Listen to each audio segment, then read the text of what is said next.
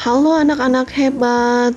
Setelah kalian mempelajari materi sistem reproduksi pada manusia, yuk sekarang kita pelajari reproduksi pada tumbuhan. Sebelum belajar, ayo kita berdoa terlebih dulu.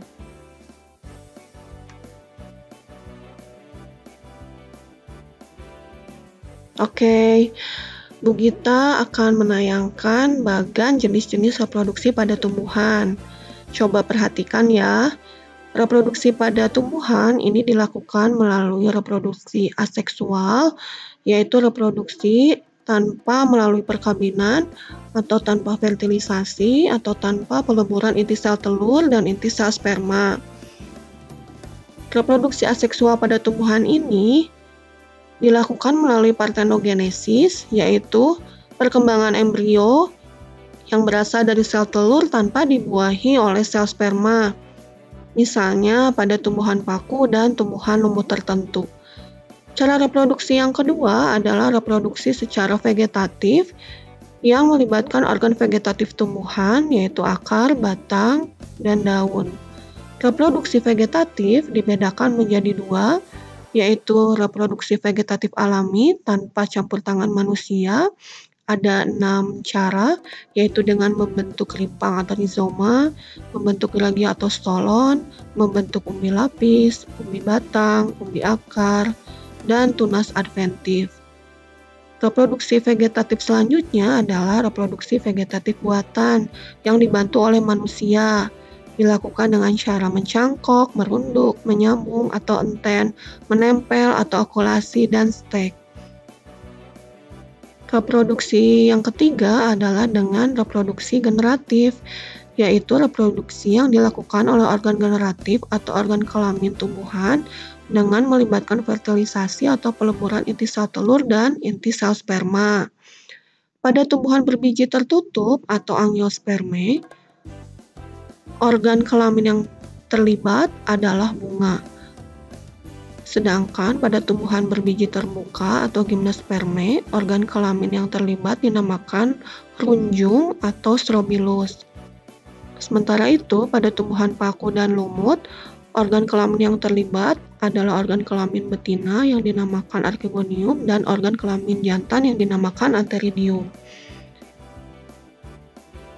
Setelah kalian melihat bagan,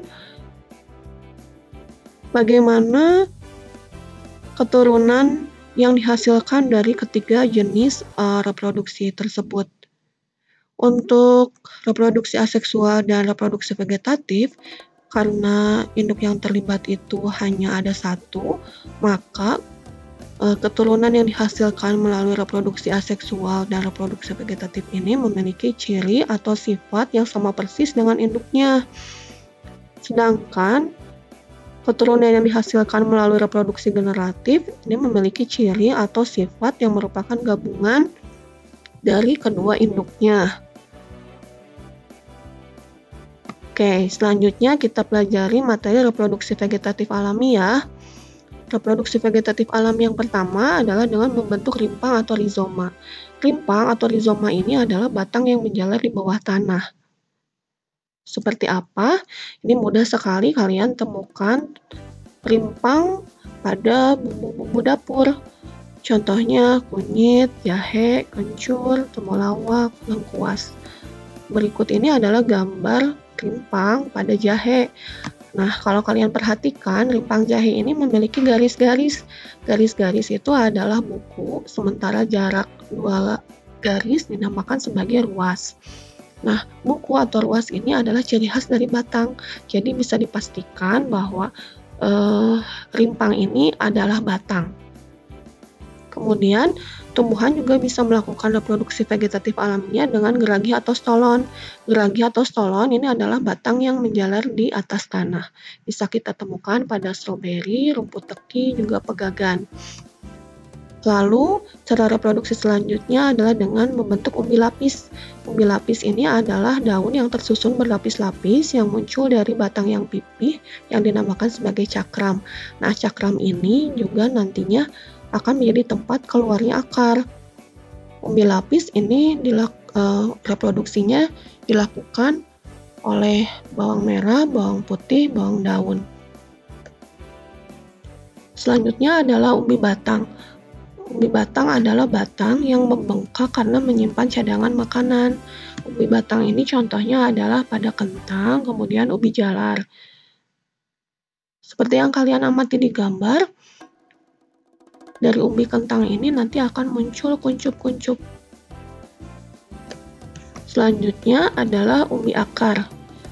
Umbi akar adalah akar yang membengkak karena menyimpan cadangan makanan. Contoh tumbuhan yang berproduksi dengan menggunakan umbi akar ini adalah dahlia, wortel, singkong, lobak. Yang terakhir adalah tunas atau kuncup adventif.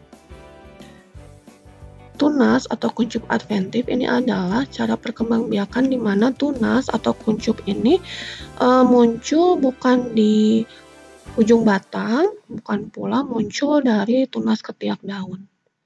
Nah, tunas kuncup adventif ini justru bisa muncul di tepian daun, juga muncul di akar.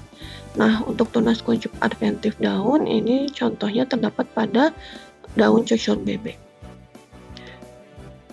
Demikian penjelasan ibu kita tentang reproduksi vegetatif alami. Untuk materi reproduksi vegetatif buatan bisa kalian saksikan di video selanjutnya. Jangan lupa like dan subscribe channel Bu Gita ya. Terima kasih.